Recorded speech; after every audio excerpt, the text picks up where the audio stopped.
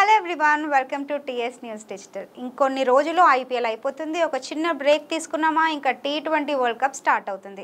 Already selectors గురించి మాట్లాడుకున్నాం, play of గురించి మాట్లాడుకున్నాం. ఇంకా నెక్స్ట్ అసలు ఈసారి రాబోతున్న వరల్డ్ కప్ స్పెషాలిటీస్ ఏంటి? సో మనతో షేర్ చేసుకోవడానికి మన స్టూడియోలో మనతో పాటు ఉన్నారు cricket commentator, sports analyst Chandrashekar sir garu. So సార్తో మాట్లాడి ఈసారి అప్డేట్స్ ఏంటో తెలుసుకుందాం. Hello sir, welcome to TS news digital. Thank you Maitri. ఎలా ఉన్నారు sir? Cricket so every match enjoy చేస్తున్నట్టున్నారు. డెఫినెట్ గా ఈసారి ఐపీఎల్ కూడా కొంచెం డిఫరెంట్ వేలోనే వెళ్తుంది. రికార్డ్స్ అన్ని బ్రేక్ అవుతూ ఉన్నాయి. సో అంటే క్రికెట్ తెలియనటువంటి వాళ్ళు కూడా ఎంజాయ్ చేసే విధంగా ఉంది ఈ ఏడాది.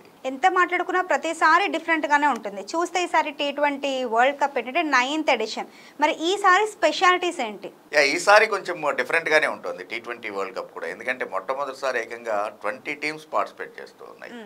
మామూలుగా అసలు మొదలైనప్పుడు 10 కంట్రీలు అంటే ఓన్లీ టెస్ట్ ప్లేయింగ్ కంట్రీస్ మాత్రమే ఉండేటువంటిది. ఆ తర్వాత వన్డే హోదా ఉన్నటువంటి టీములు రావటం, ఆ తర్వాత క్రికెట్ని ఇంకా ఎక్స్పాండ్ చేయాలి అనే ఉద్దేశంతో అసోసియేటెడ్ కంట్రీస్కి వాళ్ళ మధ్యన క్వాలిఫైయర్స్ని పెట్టి అక్కడ క్వాలిఫై అయినటువంటి టీముల్ని, అంటే నేపాల్ కావచ్చు, లేకపోతే ఉగాండా కావచ్చు, నమీబియా.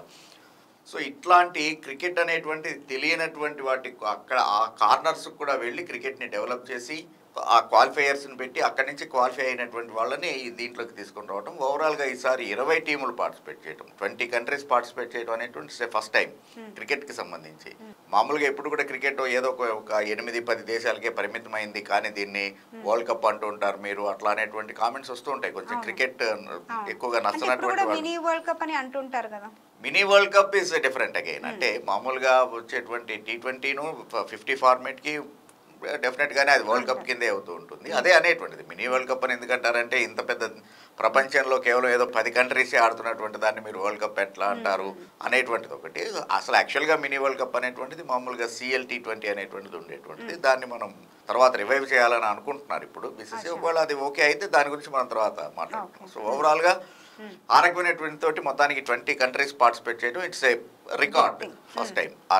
ఆ next first time America host చేస్తుంది. West Indies of course already 2007 world cup even అంతకుముందు వెస్టిండీస్కి హోస్ట్ చేసినటువంటి రికార్డు ఉంది. But America first time host చేస్తుంది. సో అది ఒక రికార్డు. అంటే మామూలుగా అమెరికన్స్ అటు వాళ్ళు యాక్చువల్గా క్రికెట్ని ఎక్కువ ఇష్టపడరు అనేటువంటిది మామూలుగా మనకి తెలిసినటువంటిది. ఈవెన్ బెర్నార్డ్ షా ఒకసారి కామెంట్ చేసినటువంటిది, 11 మంది ఫూల్స్ ఆడుతూ ఉంటే కొన్ని లక్షల మంది ఫూల్స్ చూస్తూ ఉంటారు అని చెప్పేసి. అంటే క్రికెట్ని వాళ్ళు ఎంత వ్యతిరేకిస్తారు అనేటువంటిది అర్థమవుతూ ఉంటుంది. సో అలాంటి అమెరికాలో కూడా క్రికెట్ ఫీవర్ అనేటువంటిది రావటం, ఏకంగా వాళ్లే వరల్డ్ కప్ హోస్ట్ చేయటం, దిస్ ఇస్ ఏ రికార్డ్. అంటే క్రికెట్ ఎంత విస్తరిస్తోంది అనేటువంటిది చెప్పడానికి it's a perfect example. So అది కూడా ఈసారి T20 వరల్డ్ కప్ కి సంబంధించినటువంటి 9th ఎడిషన్ కి సంబంధించినటువంటి ఒక స్పెషాలిటీగా చెప్పుకోవచ్చు మనం. ఇంకా మిగిలినటువంటిది అంటే ఓకే, అంటే కాకపోతే ఇంకొక స్పెషాలిటీ ఏంటంటే సర్ప్రైజింగ్ గా అటు డెస్టినేషన్ హోదా ఉండి కూడా టెస్ట్ క్రికెట్ ఆడేటువంటి దేశాల్లో ఈసారి వరల్డ్ కప్ లో లేనటువంటి జట్టు ఏంటి అంటే జింబాబ్వే. Something it's different. అంటే ఒక రకమైనటువంటి shocking news to the Zimbabweans. అంటే ఇది ఆ టోర్నమెంట్ లో క్వాలిఫై కాలేదు కాబట్టి they are out of the tournament. So అదనమాట. అంటే కొత్త దేశాలు ఇన్ని వచ్చి ఆడుతున్నప్పుడు కూడా టెస్ట్ హోదా కలిగినటువంటి జట్టు ఆడకపోవడం అనేటువంటిది it's also a record. So ఈ రకమైనటువంటి కొన్ని యూనిక్ రికార్డ్స్ కలిగినటువంటిది రాబోతున్నటువంటి T20 వరల్డ్ కప్. స్పెషాలిటీ అంటే ఫస్ట్ టైం అమెరికాలో ఆడుతుంది, అది మనకు తెలిసిందే. అక్కడ మీరు చెప్పినట్టు కొంచెం క్రికెట్కి అంత ఇంపార్టెన్స్ ఇవ్వరు కంపారిటివ్లీ ఫుట్బాల్. సో మరి మన దగ్గర ఉన్నంత ఎంతూజియాజం వాళ్ళకు ఉంటుందంటారు? ఎందుకంటే స్టేడియం అంటే జనాలందరూ వచ్చేస్తారు, క్రికెట్ అంటే ఇక్కడ ఒక పెద్ద సెలబ్రేషన్. అక్కడ ఎలా ఉండబోతుందని మీరు అనుకుంటున్నారు అమెరికాలో? అమెరికాలో ఇప్పుడిప్పుడే మొదలవుతోంది. కాకపోతే ఇంకొకటి ఏంటంటే వండర్ ఏంటంటే పేరుకి అది అమెరికానే, కానీ ఆల్మోస్ట్ అంతా ఇండియన్ ఆరిజిన్ ఉన్నటువంటి ప్లేయర్సే. అమెరికన్ టీంలో ఉన్నటువంటిదంతా కూడా ఆల్మోస్ట్ మన వాళ్ళే. సో కాబట్టి అక్కడ సెటిల్ అయినటువంటి ఇండియన్స్ వాళ్ళంతా గ్యారెంటీగా వాళ్ళ పిల్లలు ఆడుతున్నారనే ఉద్దేశంతో అట్లా క్రౌడ్ వస్తుంది. ప్లస్ కొత్తగా ఉండేటువంటిది ఎప్పుడైనా కానీ కొత్త అనేటువంటిది ఆల్వేస్ వింతగానే ఉంటుంది. సో క్రికెట్ అనేటువంటిది అంతగా తెలియకపోయినా కూడా అక్కడ ఫస్ట్ టైం చేస్తూ ఉన్నారు కాబట్టి న్యాచురల్గానే ఉండేటువంటి వాళ్ళ దేశం మీద ఉండేటువంటి అభిమానంతో కూడా మ్యాచ్ని చూద్దామని రావటం. ఒకవేళ 1-2 మ్యాచ్లు కనెక్ట్ అయ్యారనుకో క్లోజ్ ఫినిష్లో అవి వచ్చి, ఆబ్వియస్లీ వాళ్ళకి కూడా ఆ క్రికెట్ ఫీవర్ అనేటువంటిది పట్టుకుంటుంది. ఇప్పుడు నేను కాలేజ్ డేస్లో ఉన్నప్పుడు 1983 ఇండియా గెలిచిన వెంటనే క్రికెట్ ఫీవర్ పట్టుకుంది నాకు. ఇన్నేళ్ళ నుంచి అది జరుగుతూనే ఉంది. నేను క్రికెట్ ఏదో ఒక మ్యాచ్ చూడండి అసలు ఉండలేదు నేను. కాబట్టి ఆ రకమైనటువంటి వాళ్ళకి కూడా అమెరికా కూడా వస్తుందేమో చూద్దాం మనం. It's a good thing. ఇంకొకటి ఏంటి అంటే అమెరికా గురించి అడిగే కాబట్టి మైత్రి ఇంకొక సర్ప్రైజ్ ఏంటి అంటే యాక్చువల్గా న్యూయార్క్లో మ్యాచ్ జరుగుతున్నాయి. అంటే టోటల్ 55 మ్యాచెస్ వరల్డ్ కప్కి సంబంధించి including finals. Out of 55 first phase జరిగేటువంటి లీగ్ ఫేజ్ జరిగేటువంటి 18 మ్యాచెస్ అమెరికాలోనే జరుగుతున్నాయి. తర్వాత న్యూయార్క్లో ఉన్నటువంటిది ఏంటంటే న్యూయార్క్లో వికెట్ ఏంటి అంటే అది ఆస్ట్రేలియాలో తయారు చేశారు ఆ వికెట్ని. ఆ స్ట్రిప్ తీసుకుని వచ్చి అక్కడ ఊరికినే పేస్ట్ చేస్తారు. సో అట్లా అనమాట. అట్లాంటి రెడీమేడ్ వికెట్ ఆస్ట్రేలియాలో తయారవుతుంది, అడిలైడ్లో తయారై అది ఫ్లైట్లో వచ్చి అక్కడ న్యూయార్క్లో అంటే అక్కడ దాన్ని ఎందుకు అంటే ఈ టోర్నమెంట్ అయిపోయిన తర్వాత ఇంకా మళ్ళీ దాన్ని ఒక పర్మనెంట్ క్రికెట్ స్టేడియంగా చేసేటువంటి ఆలోచన లేదు. సో అందుకని టెంపరీ దానికోసం అప్పటికప్పుడు క్రికెట్ స్టేడియం తయారు చేయడం అంటే వికెట్ని తయారు చేయడం, పిచ్ని ఆ స్ట్రిప్ని తయారు చేయడం ఇబ్బంది కాబట్టి టైంతో కూడుకున్న పని నెంబర్ 1. ఆ తర్వాత ఎట్లా వాళ్ళ దృష్టిలో కూడా వేస్ట్ ఆఫ్ మనీ.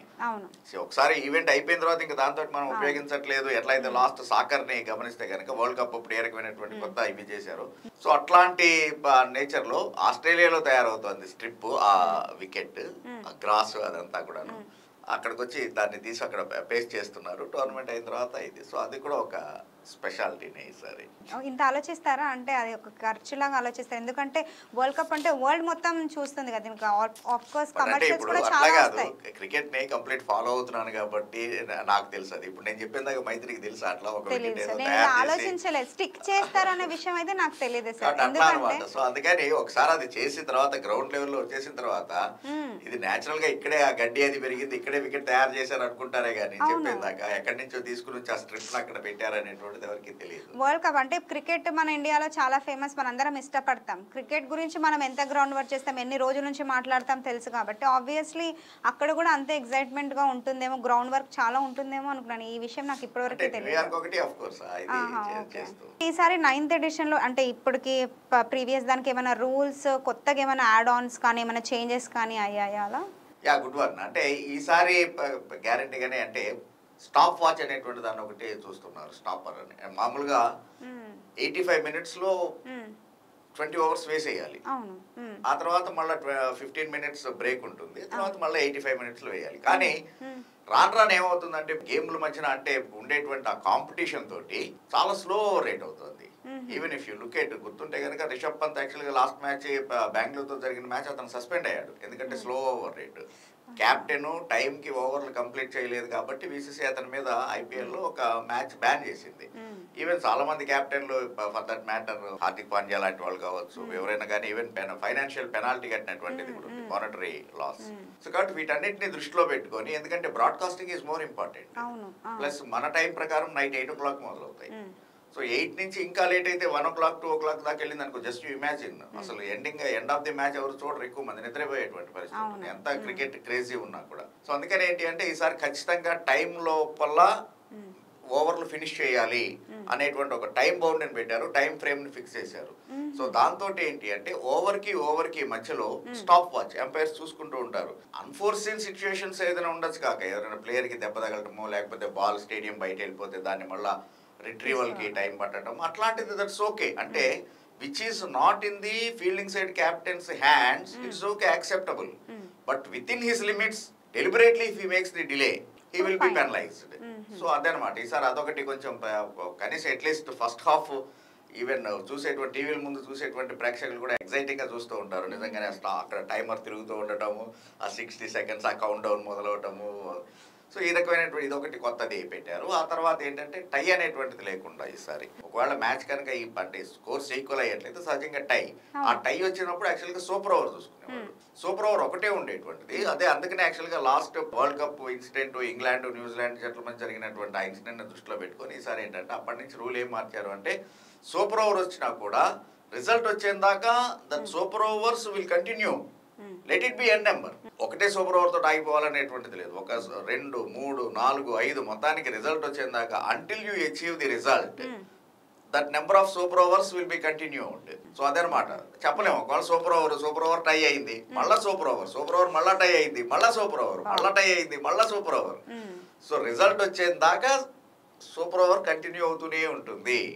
అనేటువంటిది అదొకటి ఈసారి కొంచెం అంటే దానివల్ల ఏంటంటే గ్యారంటీగా గెలిచినటువంటి టీం కంటే ప్రతి టీంకి విన్నింగ్కి 2 పాయింట్లు అనేటువంటి అది డ్యామ్ షూర్ ఉండదు. దానికి పాయింట్లు షేర్ చేసుకోవడం ఎట్ ద ఎండ్ మళ్ళీ పాయింట్లు ఈక్వల్ అయితే ఏంటి అనేటువంటి ఈ హెడేక్లన్నీ లేకుండా స్ట్రైట్ వే అప్పటికప్పుడే ఆ మ్యాచ్ అయిపోయిన వెంటనే నీకు రిజల్ట్ తెలిసిపోతుంది ఏ టీం గెలిచింది అనేటువంటిది వాళ్ళ 2 పాయింట్స్ వాళ్ళు ఎంజాయ్ చేస్తారు.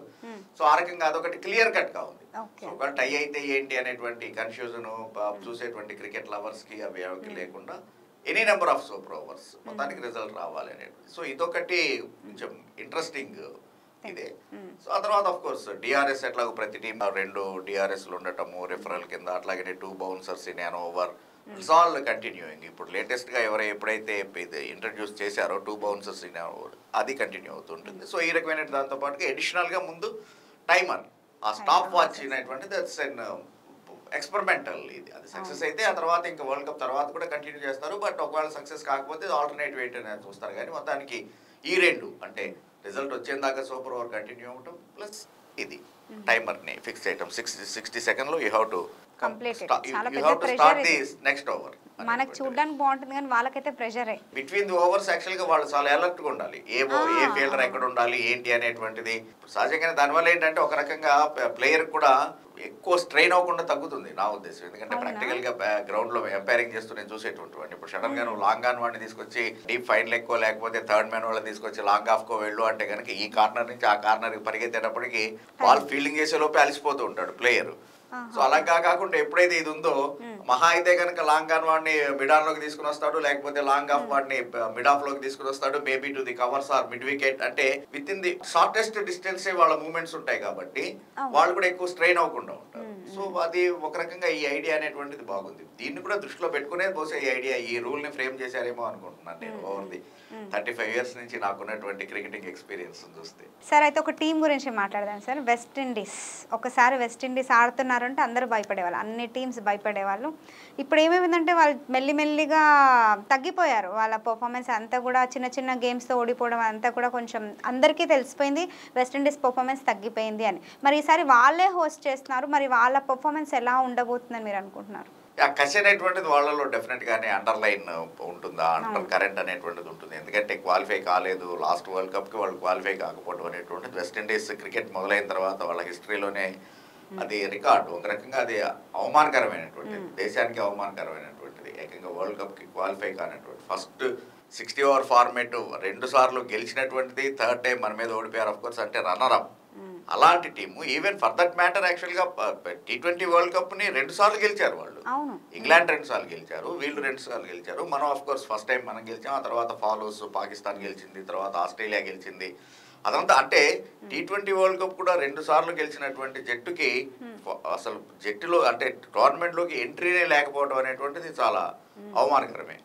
దాని నుంచి బయటపడటానికి ఈసారి మాత్రం వెస్టిండీస్ టీం చూస్తే అరవీర భయంకరులు అందరూ ఉన్నారు. అంటే ఇండివిజువల్గా ఒంటి చేతితోటి జట్టుని గెలిపించగలిగినటువంటి సామర్థ్యం ఉన్నటువంటి వాళ్ళని వాళ్ళ సెలక్షన్ కమిటీ ఈసారి చాలా బాగానే హోంవర్క్ చేసింది, వర్కౌట్ చేసింది అని చెప్పేసి చెప్పుకోవచ్చు. ఈవెన్ పర్టికులర్గా సునీల్ నారాయణ లాంటి ఆటగాడిని రిక్వెస్ట్ చేసి అతను ఎప్పుడో 10 ఏళ్ళు అయిపోయింది రిటైర్ అయిపోయి, మళ్ళా తీసుకుని వచ్చి కావాలి నీ సేవలు కావాలి అని చెప్పేసి అని. సో అట్లాగా it's a good move. Rampaul లాంటి వాడిని తీసుకుని రావటం, so it's a good move. KL Mayers లాంటి వాళ్ళని హార్డ్ హిట్టింగ్ బ్యాటర్లను పెట్టుకోవటం.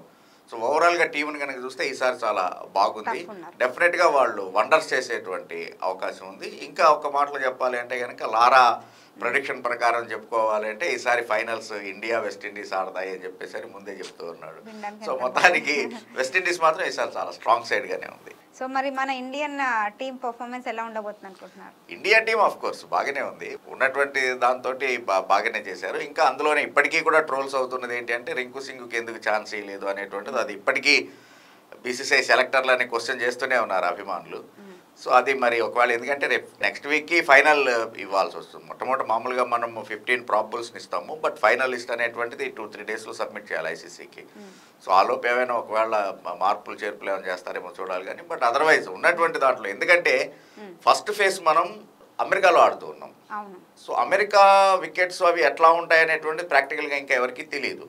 సో ఉన్నటువంటి ఐడియాల ప్రకారం అక్కడ జరుగుతున్నటువంటి టోర్నమెంట్ని వాటిని చూసుకుంటే కనుక మన సిరాజ్ లాంటి వాళ్ళకి అక్కడ చాలా సూట్ అవుతుంది ఆ వికెట్స్ అనేటువంటిది. మోరోవర్ ఏంటంటే కోల్డ్ కంట్రీ, ఆ చల్లటి వాతావరణం అది న్యాచురల్గానే బాల్ నుంచి ఆ మూమెంట్ అనేటువంటిది వస్తూ ఉంటుంది. సో కాబట్టి సిరాజ్ లాంటి వాళ్ళని తీసుకోవడం అనేటువంటిది it's a good selection. Even Harshdeep Singh లాంటి వాళ్ళని తీసుకోవడం అనేటువంటిది, లెఫ్ట్ ఆర్మ్ మీడియం పేసర్ ఆ వేరియేషన్ చూపించడం. అలాగనే ఆ తర్వాత సూపర్ 8కి వచ్చేటప్పటికి వెస్టిండీస్కి వెళ్తున్నాం మనం. వెస్టిండీస్ వికెట్స్ ఇప్పుడు స్లో డౌన్ అయిపోయినాయి. ఇదివరకు లాగా ఫాస్ట్ వికెట్స్ కాదు, స్లో టర్నర్స్గా ఉంటున్నాయి. సో అందుకని 4 స్పిన్నర్లను తీసుకోవటం. ఆ 4 స్పిన్నర్లలో కూడాను 2 స్పిన్నింగ్ ఆల్రౌండర్లని జడేజా అండ్ అక్షర్ పటేల్ని తీసుకోవటం. అలాగనే అటు ఆస్ట్రేలియా, అటు అమెరికా కండిషన్స్ కావచ్చు, వెస్టిండీస్ కండిషన్స్ కావచ్చు, సూట్ అయ్యేట్లాగా హార్దిక్ పాండ్యా లాంటి ఒక సీమ్ బౌలర్ ఆల్రౌండర్ని తీసుకోవడం. సో ఈ రకంగా ఓవరాల్గా టీమ్ సెలక్షన్ బాగుందని చెప్పుకోవచ్చు. Thank you sir. ఈరోజు నేను స్పెషాలిటీస్లో నిజంగానే కొత్త విషయాలు తెలుసుకున్నాను. ఆ పిచ్ గురించి అయితే నేను షాక్ అయిపోయాను. ఒక దగ్గర నుంచి ఒక దగ్గరికి షిఫ్ట్ చేయడం నేను ఫస్ట్ టైం విన్నాను. ఈ విషయం మరి ఎంతమందికి తెలుసో లేదో తెలీదు, నాకు నిజంగానే కొత్తగా అనిపించింది. ఇంకా రెగ్యులర్ అప్డేట్స్ మన ఛానల్లో చంద్రశేఖర్ సార్ గారు ఇస్తూనే ఉంటారు. So keep watching TS news. Thank you for watching.